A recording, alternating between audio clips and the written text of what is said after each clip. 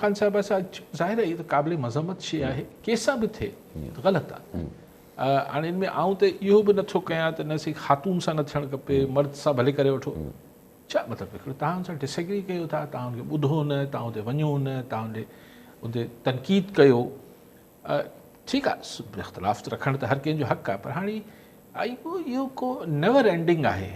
हाणे चइजे सही कल्चर कंहिंजो आहे, हीउ PTI जो कल्चर आहे, हू नवाज़ लीग वारा तलाल चौधरी चए पियो, या कल्चर वल्चर त हाणे अलाए कॾहिं जो आहे, इहो हाणे ॻाल्हि अलाए किथे वञी बीहंदी।